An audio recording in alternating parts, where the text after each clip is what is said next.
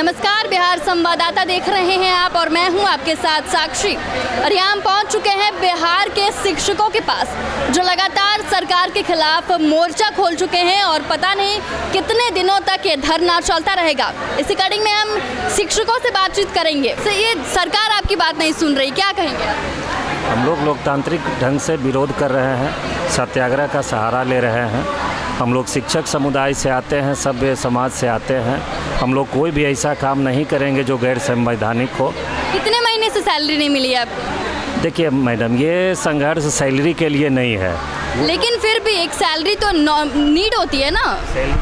Salary 2-3 महीने से नहीं मिली है, मार्च से नहीं मिली है। तो इसके लिए आपको मतलब इसके लिए धरना देना ज़रूरी नहीं लगा? नहीं, सैलरी के लिए धरना नहीं, चूँकि ये साल में एक बार इस तरह से होता है अलॉटमेंट वाला प्रॉब्लम, वो भी दूर हो जाए।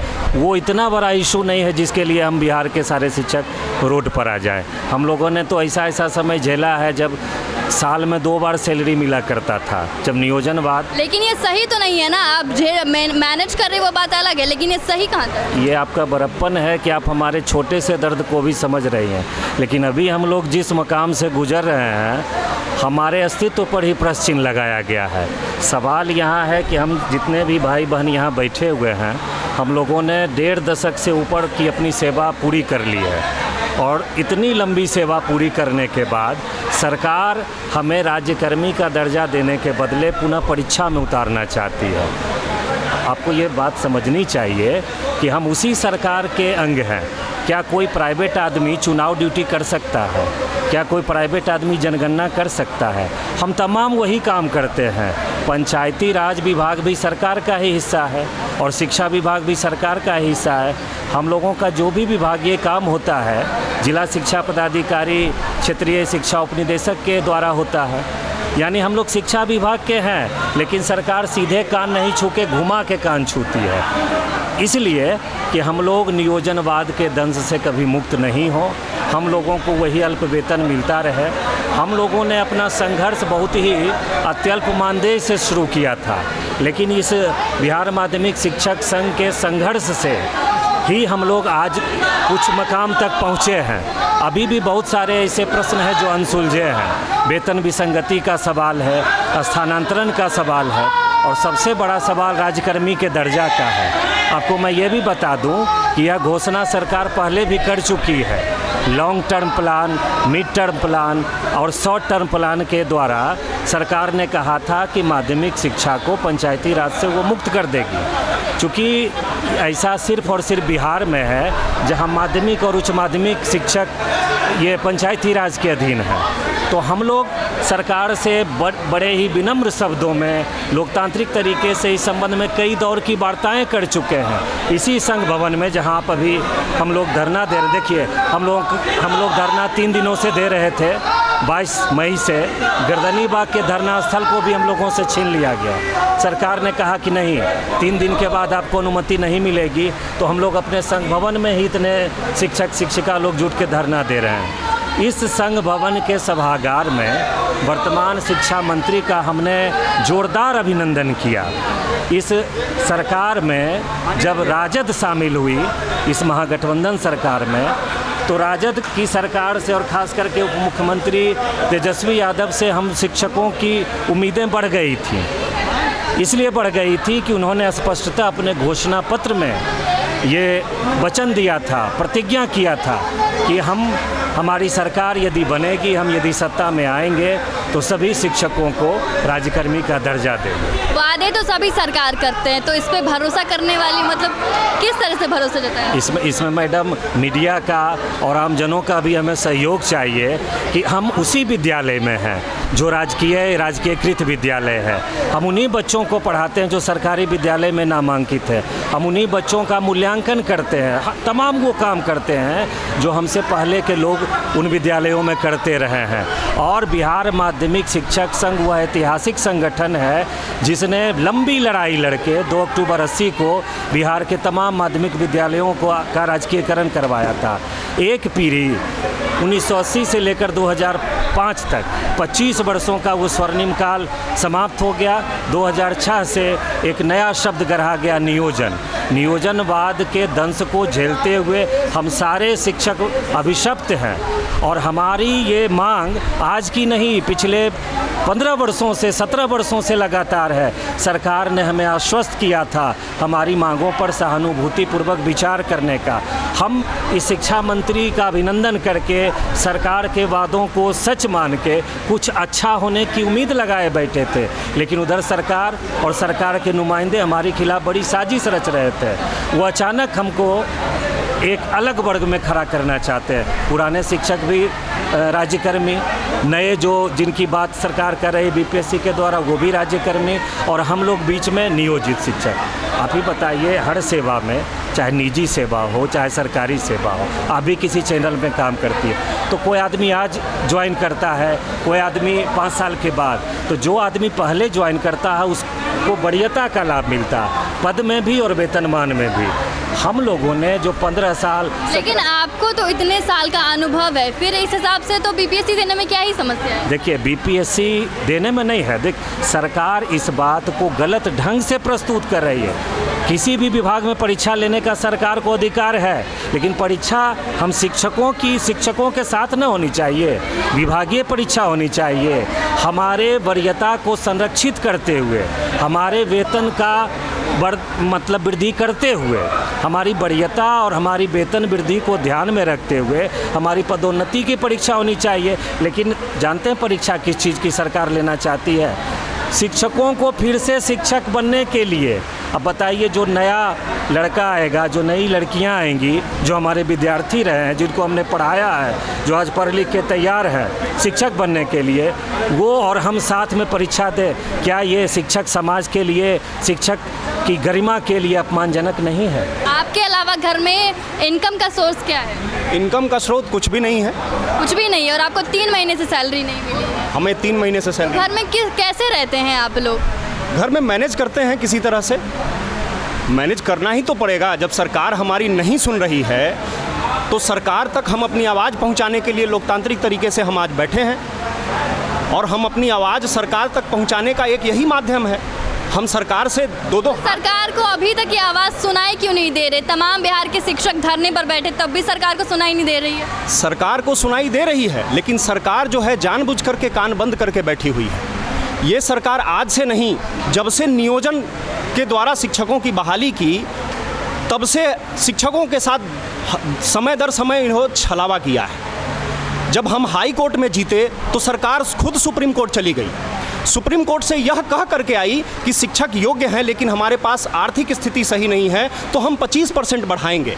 लेकिन वहाँ से भी हमें छलावा मिला। आने के बाद 2 साल के बाद 15% की वृद्धि हुई, लेकिन 10% वो आज भी हमारा खा करके बैठे हुए हैं। तो सरकार ने हमारे साथ शिक्षकों को सरकार दे नहीं रही है, शिक्षकों का खा रही है। बस खा रही है सरकार, शिक्षकों के हक का ही खा रही है ना। जब नियोजन किया गया तो केंद्र और राज्य का अंश होता था, जिसमें 60% और 40% का रेशियो होता था। लेकिन सरकार ने क्या किया, केंद्र से का अंश ले करके भी, उसमें से कटौती करके भी जब नियोजन के तहत रखा गया तो 12,000 और 11,000 पे रखा गया। उस समय वेतन उनका जो होना चाहिए था वो 22,000 रुपये होना चाहिए था। और जब इन्होंने हमें 2015 में चाइनीज वेतनमान थमाया, तो जो मैं +2 टीचर हूँ, +2 टीचर का वेतनमान राज्य सरकार के अंतर्गत 4800 ग्रेड पे का होना चाहिए था, लेकिन उन्होंने हमें 2800 थमाया। 2800 का बेसिक फिक्सेशन होता था 11,360 रुपये, लेकिन हमारा फिक्सेशन किया 8,000 पे। उस समय भी 3,600 रुपये खा करके सरकार बैठी हुई है। तो हम क्या कहेंगे, हमारे ही शिक्षकों से के पैसे से सरकार अपनी कई योजनाएं चला रही हैं और शिक्षकों को रोड पर लाने का प्रयास कर रही है। अगर सरकार सही में दंभ भरती है कि हाँ ये बिहार माध्यमिक परीक्षा जो होता है समय से हो जाता है, तो किसके बदौलत? क्या वो शिक्षकों के अलावा किसी दूसरे से अपना एग्जाम करवाते हैं या शिक्षक करते हैं? चुनावी प्रक्रिया से लेकर के जाति जनगणना से लेकर के हर चीज़ों में शिक्षकों की महत्ता रहती है, शिक्षकों को जोड़ा जाता है। क्यों? क्या शिक्षकों के अंदर गुणवत्ता नहीं है? अगर गुणवत्ता नहीं है तो उनसे ये कार्य क्यों कराया जाता है? गुणवत्ता की बात करते हैं, हमारी भी जब एज थी, आज भी है, लेकिन हमारी भी जब एज थी तो हमने भी यह मांग की थी कि बीपीएससी के माध्यम से बहाली हो, ताकि हम भी एक गुणवत्तापूर्ण शिक्षा ले करके आकर के और शिक्षकों बच्चों के बीच बैठें।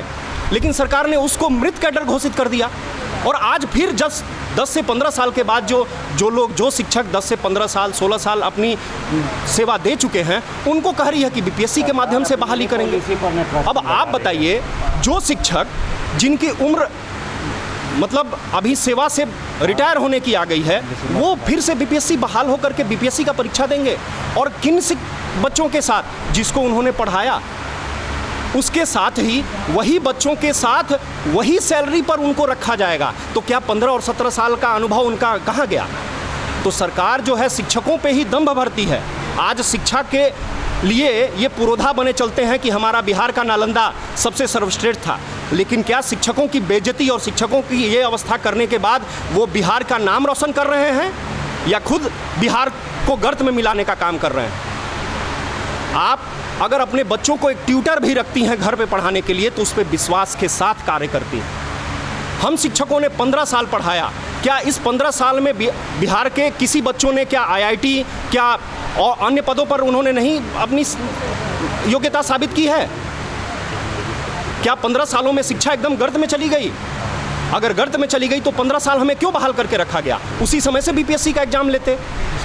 लेकिन उन्होंने 15 साल उसको बीपीएससी से लिया नहीं, और अब हमारे ऊपर बीपीएससी का लेबल ठोक रहे हैं, और ये समाज में गलत प्रचार दे रहे हैं। शिक्षक एग्जाम से डर रहे हैं। हम एग्जाम से नहीं डर रहे हैं। हमने स्नातक किया, परास्नातक किया, बीएड किया, उसके बाद टेट स्टेट का एग्ज़ाम दे करके आए। तो क्या इतनी सारी योग्यताएं जो हमने ली और बिहार सरकार ने जो ये योग्यताएं हमें दिलवाई है, तो क्या ये स्नातक से लेकर के और टीईटी तक जो ये एग्ज़ाम कराते हैं, क्या वो गलत तरीके से कराते हैं, जिसमें बच्चे बिना अपनी योग्यता के पास कर जाते हैं?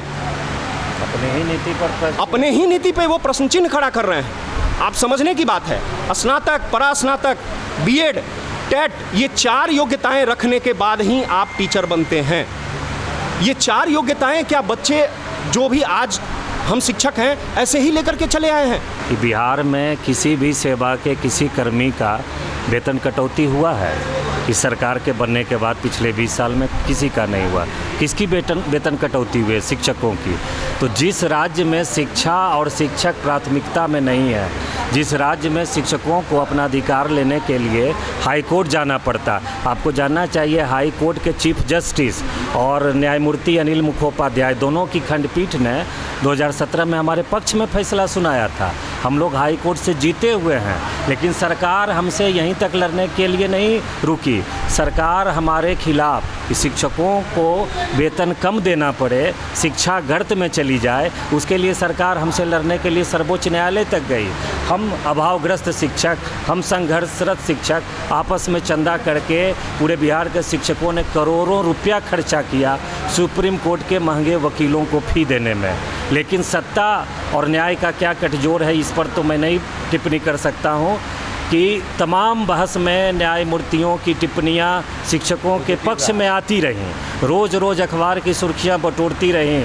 न्यायाधीशों की तरफ से ये प्रश्न होता रहा, क्या विद्यालय के शिक्षकों का वेतन उसी विद्यालय के चपरासी से भी कम है, उसी विद्यालय के लिपिक से भी कम है? लेकिन अंततः फैसला में वहाँ से ये लिखा गया कि शिक्षकों को सम्मानजनक वेतन देना चाहिए, यानी उसने बाध्य नहीं किया। जब बिहार सरकार गिड़गिड़ाने लगी, ये कहने लगी कि अभी हमारी माली स्थिति अच्छी नहीं है, तो उसने बाध्य नहीं किया। हाई कोर्ट ने तो बजाबता बाध्य किया था, और बाध्य ही नहीं किया था, कहा था कि ज्वाइनिंग से लेकर अब तक आप जितना कम सैलरी देते रहे हैं उसको पूरा करके देना होगा। तो आप ही बताइए मैडम कि जिस राज्य की सरकार शिक्षकों के वाजिब हक की लड़ाई से लड़ने के लिए उच्च न्यायालय और सुप्रीम कोर्ट तक जाती है, शिक्षा उसकी प्राथमिकता में क्या है? आप खूब सड़कें चकचका लीजिए, खूब बिजली व्यवस्था ठीक कर दीजिए, लेकिन अगर 2 चीज़ नहीं है, शिक्षा और चिकित्सा, तो कोई भी राज्य सुशासन बाबू विकसित नहीं कहा सकता। शिक्षा किसको नहीं मिल रही है? गरीबों को नहीं मिल रही है। आज 2 तरह की शिक्षा, 2 तरह की चिकित्सा है समाज में। जातियां 2 होती हैं, वर्ग 2 होता है। तमाम जाति वर्गों का जो संघर्ष राजनेताओं के द्वारा समाज में पनपाया जाता है, बड़गलाया जाता है लोगों को, ये झूठा है। जातियाँ दो होती हैं, वर्ग दो होता, अमीर और गरीब। आज तमाम अमीरों के बच्चे प्राइवेट और महंगे स्कूलों में पढ़ रहे हैं, तमाम मेहनतकशों के बच्चे हमारे सरकारी विद्यालय में पढ़ रहे हैं, और उनमें भी जो प्रतिभा पुत्र हैं हमारी मेहनत के बदौलत अच्छा कर रहे हैं। लेकिन सरकार की नज़र में ना तो उन बच्चों के लिए कोई सोच है, ना हम शिक्षकों के लिए। सरकार ने ऐसी नीति बनाई क्यों? मेरा प्रश्न ये है। बिहार में विद्यालय सेवा बोर्ड के द्वारा भर्ती की परंपरा रही है। उसी परीक्षा को हम लोगों ने जब बीएससी, एमएससी या बीए में किया, बीएड किया, तो जाहिर सी बात है कि हम लोग शिक्षक बनना चाहते थे, अपने राज्य की शिक्षा में योगदान देना चाहते थे। तो सरकार ने ये पॉलिसी बदली क्यों? नियोजनवाद का दंश उसने देने के लिए शिक्षकों को अपनी पॉलिसी बदली। शिक्षकों का पेट से खाली रख के, शिक्षकों को भूखा रख के, उसके पैसे से राज्य की तरक्की को दिखा के वोट बैंक बटोरना चाहा। शिक्षा में उसने शिक्षा मित्र का समायोजन कर दिया। अब उसी शिक्षा मित्र को चैनल पर दिखाया जाता है। इनको एबीसी नहीं आती है, कौन बिहार का मुख्यमंत्री है ये नहीं पता है। क्या योग्य शिक्षकों को इसमें कितना अपमानित महसूस करना पड़ता होगा? ये भी मैं आपको बता देना चाहता हूँ कि हमारे बीच के अनेकों भाई बंधु, लेकिन ये जो ऐसे शिक्षक है जिनको इस तरह से दिखाया जाता है, तो इसमें किसकी गलती है? बिल्कुल सरकार की गलती है। मैं आपसे पूछता हूँ कि अगर आप रिक्शा पुलर को टीचर बना दीजिएगा तो उस रिक्शा पुलर का गलती थोड़े है, सरकार का न गलती है। शिक्षा मित्र की बहाली कैसे हुई थी? शिक्षा मित्र की बहाली हुई थी 11 महीने के अनुबंध पर, और उसका बहाली का दायित्व किसे दिया गया था? पंचायत को। ना तो उसका कोई शिक्षण था, ना उसका कोई प्रशिक्षण था। सरकार ने वेतन सहित प्रशिक्षण करवाया, और उसको फिर जब हम लोगों की बहाली नियोजित के रूप में किया तो शिक्षा मित्रों को भी नियोजित, यानी जिनके पास न शिक्षा, न जिनके पास प्रशिक्षण, न जिनके पास पात्रता, वो भी हो गए नियोजित, और हम लोग भी नियोजित। टके सिर भाजी, टके सिर खाजा, अंधेर नगरी चौपट राजा। यही इस राज्य की कहानी है। ये जो गुणवत्ता की बात करते हैं, गुणवत्ता की बात करते हैं, ध्यान देने योग्य बात है। जो शिक्षक प्राइवेट में पढ़ाते रहे हैं वही टेट और एसडेट दे करके भी सरकार के जो भी मानदेय थी उस पे वो आते हैं सरकारी टीचर के रूप में। तो गुणवत्ता टीचरों के अंदर है, केवल कहाँ नहीं है तो अनुशासन नहीं है। सरकार के पदाधिकारी जो हैं वो हमें न ससमय वेतन देते हैं, न ससमय बच्चों पर ध्यान दिया जाता है। ऐसे बच्चे जो आपने भी सुना होगा जिनको अभी तक पुस्तकें नहीं मिली माध्यमिक स्कूल, मध्य विद्यालयों में, और सरकार ने पदाधिकारियों के ऊपर एक्शन लेने के लिए बात कही। क्यों ससमय उनको पुस्तक नहीं मिली? क्या प्राइवेट स्कूल में ऐसी व्यवस्था होती है क्या? जब प्राइवेट में तो पैसे देकर होता है ना।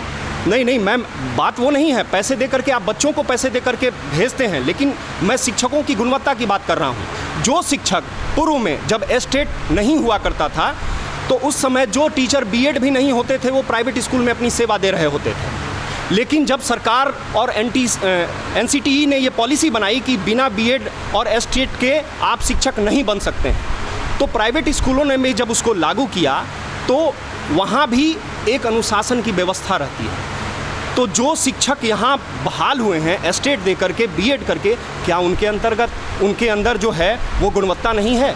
तो यह कहना बेमानी है कि शिक्षकों के अंदर गुणवत्ता नहीं है। और अपने तमाम इनकलाबी शिक्षक साथियों की ओर से बिहार सरकार को, दम्भी सरकार को यह संदेश देना चाहता हूँ कि जा कहो पुण्य यदि बढ़ा नहीं शासन में, या आग सुलगती रही प्रजा के मन में। जा कहो पुण्य यदि बढ़ा नहीं शासन में, यदि आग सुलगती रही प्रजा के मन में। तामस यदि बढ़ता गया धकेल प्रभा को, निर्बंध पंथ यदि मिला नहीं प्रतिभा को, तो रिपु नहीं यही अन्याय हमें मारेगा, और अपने घर में ही फिर स्वदेश हारेगा, अपने घर में ही फिर स्वदेश हारेगा। तो आप देख सकते हैं कि शिक्षक लगातार अपने हक की मांग के लिए लगातार लड़ रहे हैं, और उनका कहना है कि बिहार सरकार बिहार के शिक्षकों से ही लड़ रही है। तो ऐसे में बिहार की शिक्षा की स्थिति क्या होगी आप खुद ही अनुमान लगा सकते हैं। और ऐसी तमाम खबरों के लिए बने रहें आप बिहार संवाददाता के साथ।